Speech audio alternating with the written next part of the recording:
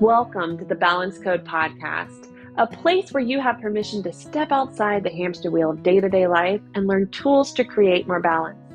My name is Katie Russler. I'm a licensed therapist and burnout and hidden grief specialist. I support ambitious, goal-driven people who are ready to get off the one-way train to burnout and start to enjoy life to the fullest. Oh, and by the way, I'm an American living in Germany who's still learning the language, mom of 3 and an entrepreneur. Living my balance code is what keeps me able to work in incredible ways without burning out.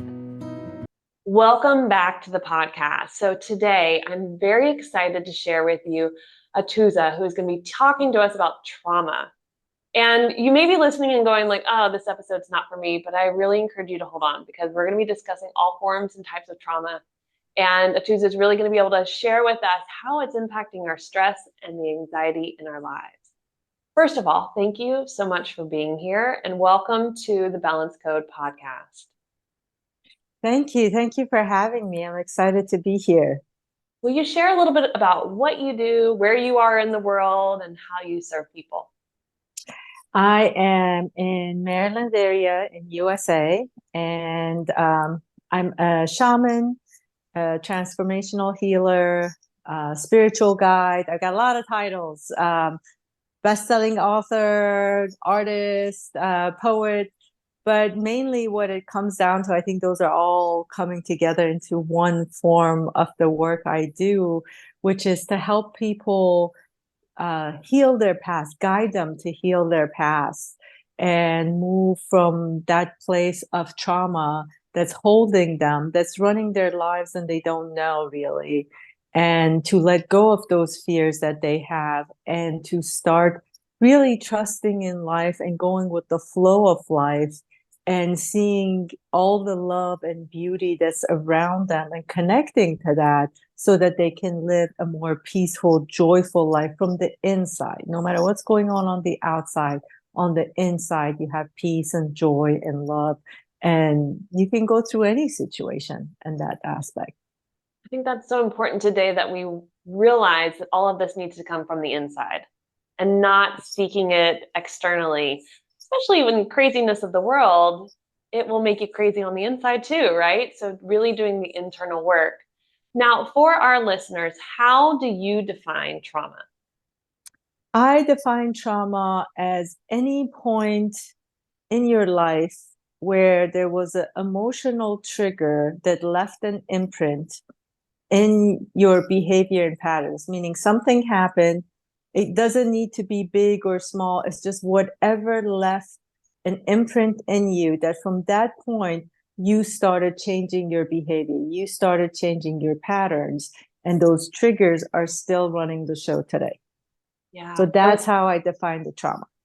And we know that the first 6 to 7 years of our lives tend to be the most impactful.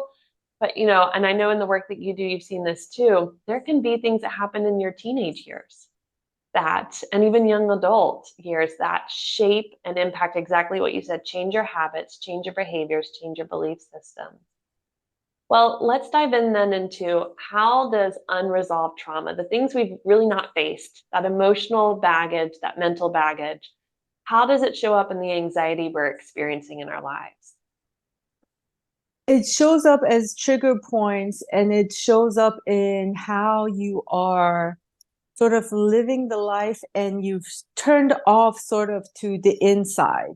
So, for example, if you're going through life and you are not even noticing that you have these sort of rule books, you have these sort of, it's not OCD behavior, but you do things a certain way. Things have to be a certain way.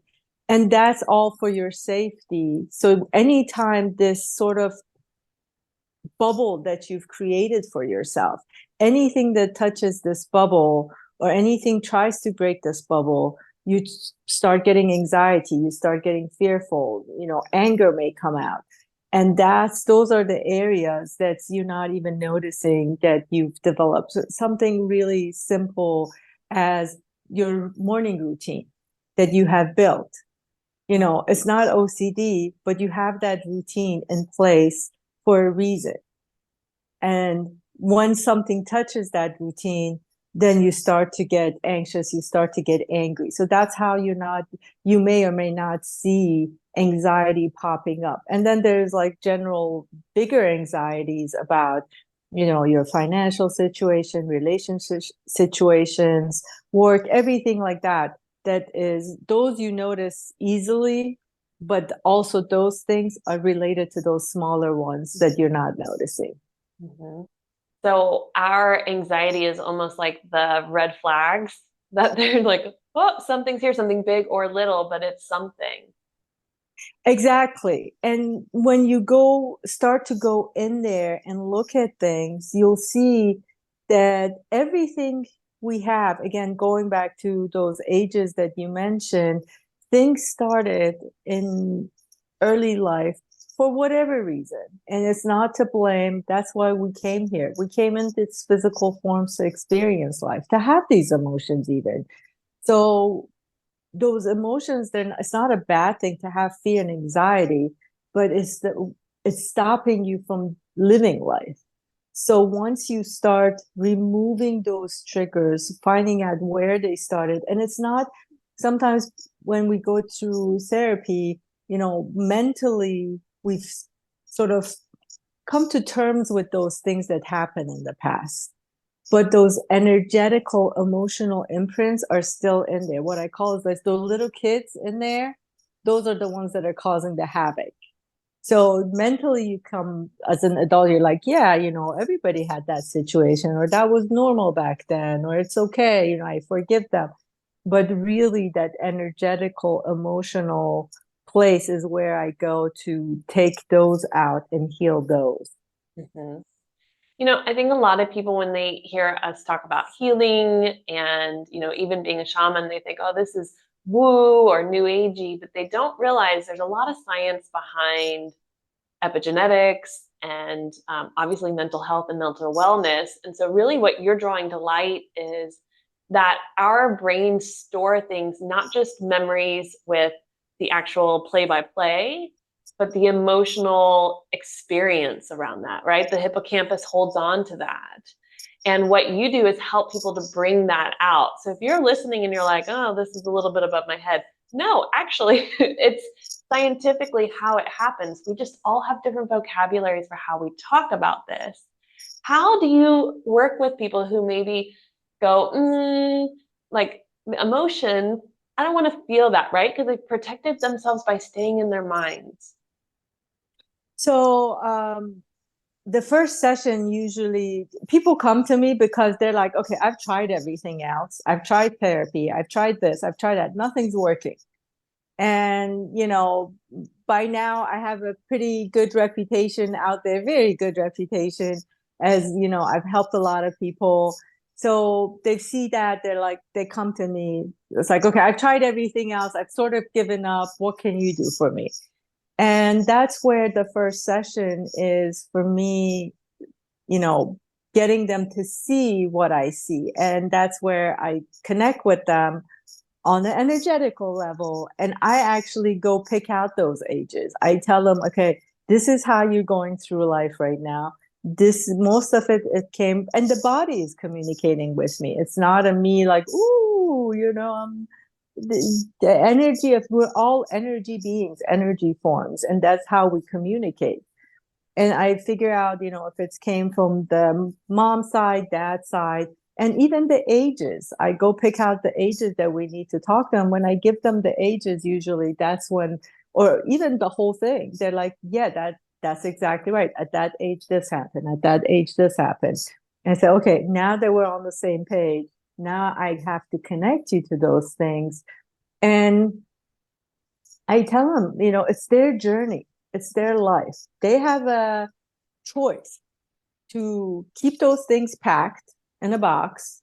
And anytime it starts to pop out, go like, no, no, no, go back in there. Or they can bring it out, deal with it, and not have to keep worrying about those boxes that they're storing and taking up space. Get them out, let's clean them. But it's their choice. I always say, I'm the guide, I'm going to help you, but I'm not doing the work. I'm going to hold your hand as these emotions come up. I'm going to give you the tools that you need, that is going to help you, not just as we're going through this, but later on when you're not working with me and those things come up, so you can handle it as well. So that's, and usually most people, they're right on board with me and they're like, yeah, okay, let's go do this. Yeah, because at that point they're believers. They're like, okay, Yeah. you know what you're doing. And like you said, they've tried so many other things. If we keep, hitting our heads up against a wall and thinking we're going to get somewhere new, right? Like that's not going to work. So it is worth trying out new methods if traditional therapy didn't work for you, if coaching didn't work for you, if, whatever work you've tried, reading the books, doing the podcast, all the workbooks, all the things. So let's get back into our bodies and how I guess the unresolved traumas that from our past show up in our bodies. What are some of the symptomologies that you see happening?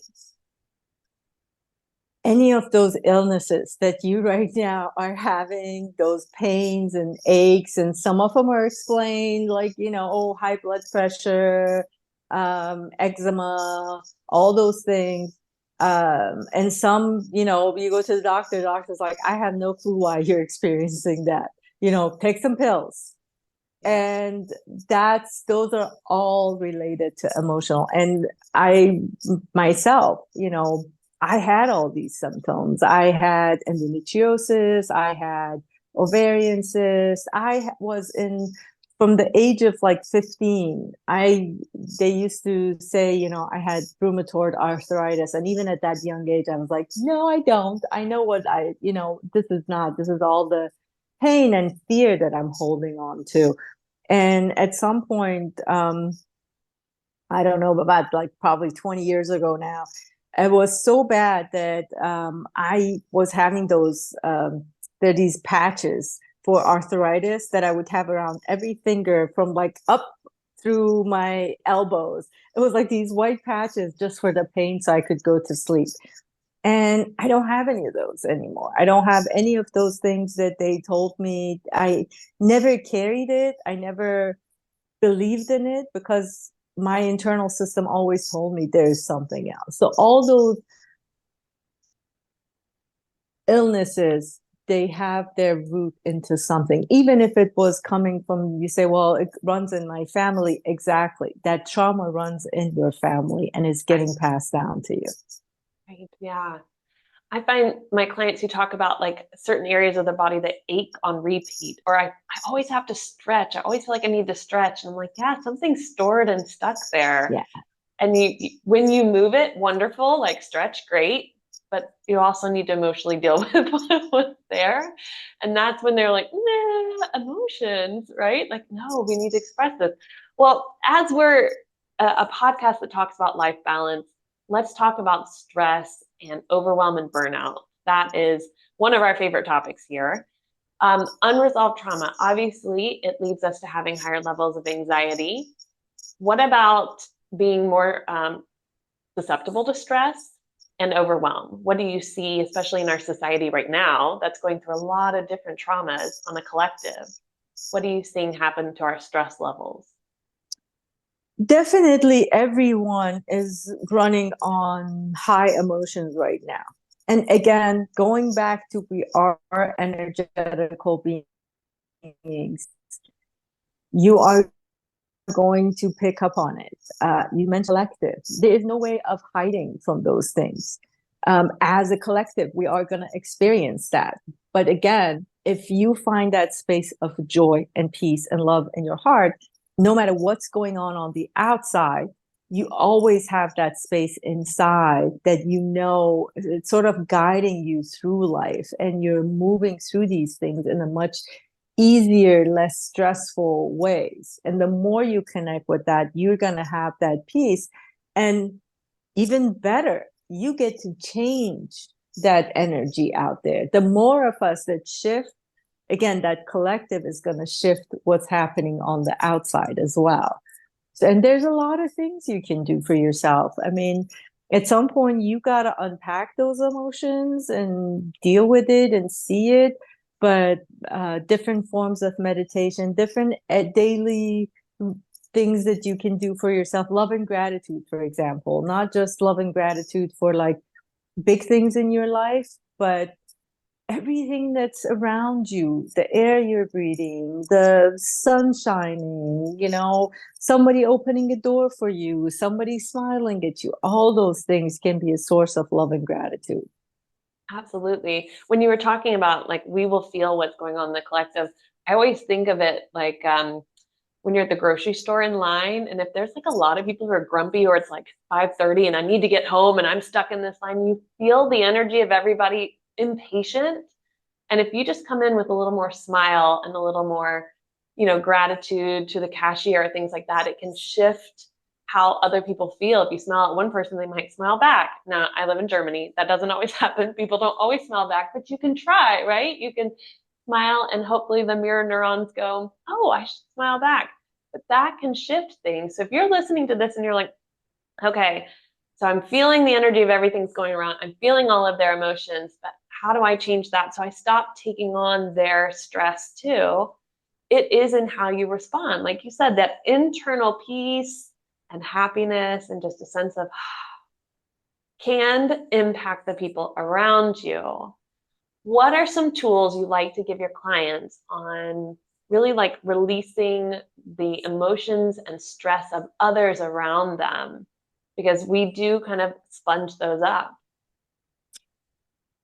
There is definitely in the morning as you wake up, try to sort of start your day with love and gratitude. Start your day with going inside and finding that space in you. So you got to put that time in. For me, for example, my morning routine, everybody knows, is my morning coffee. I wake up really early and I like that darkness in the morning, actually, during especially like winter months. I don't turn on any lights. I mean, like I'm going through the dark and I'm seeing it. It's just, your eyes get used to it. Or maybe when I need something, just a little bit of the phone light.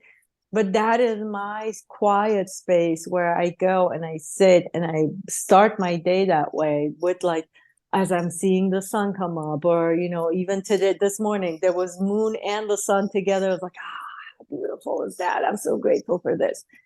And I sit there. That's how I start my day, because that sets how I experience the day. Mm-hmm. And so morning and at night, definitely have some time for yourself that you connect inside and you find that peace inside. And then from there, it's just whatever we said. When something comes up, instead of feeding it, come back to that place. You always have that place inside. You said the grocery line, you're driving, there's traffic, you got to get someplace. Take a couple of mindful breaths. It's going to come take you back inside. Your breath and your heartbeat, those two, first thing that's you connect with, and it reminds you of everything's going to be fine. Put your hand even on your heart if you have to. That always, because over here, you're going to feel the chest rising. You're going to feel that breath. You're going to feel the heartbeat. You're going to connect inside. And again, appreciation for every small thing around you that you see, really being grateful for it, really appreciating it. And, if you know you're going to go into a certain place that is going to be really a stressful environment. For example, over here, Germany doesn't have Costco. I don't know, but here, Costco, everybody's like, oh my God, every time I go to Costco. If you know you're going to go Costco, just imagine this sort of like a light bubble around you, or what I call, you put on this sort of invisible suit, and you just feel that around you, and then go in and you're going to see a little bit of a difference this time. So those are all the tools I give my clients. I love that. Put on like your suit, your energetic personal Yeah. bubble suit. That's wonderful.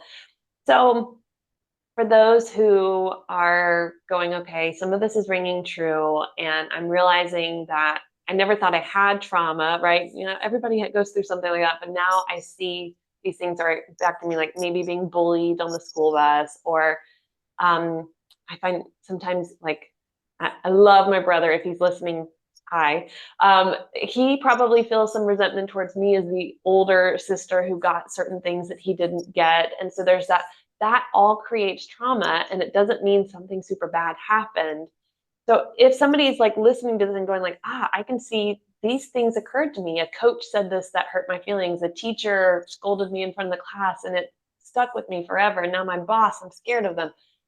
What do they do next? What's the next step once they realize, oh, wow, I do have something still there that I would call probably a trauma? Definitely start with those triggers. Awareness of all those triggers. That's the first step. I actually wrote a book that I go over the steps. And for anybody out there, if you're in Germany, I cannot gift you any copies.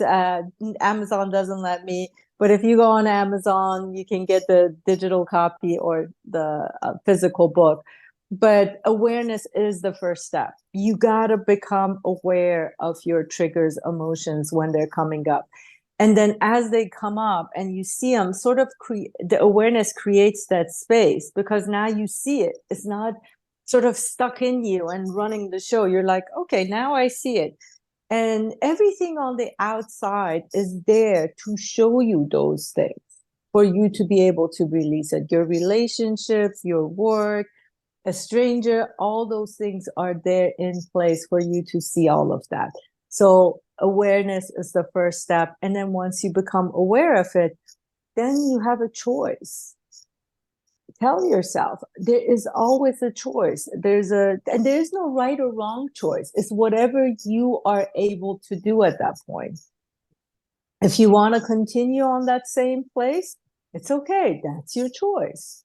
At some point, you're going to keep, because the awareness doesn't let you keep making that choice anymore. Now you became aware, so it's there. You can't hide anymore. And whenever you make that choice, it's going to say, so we're choosing this again.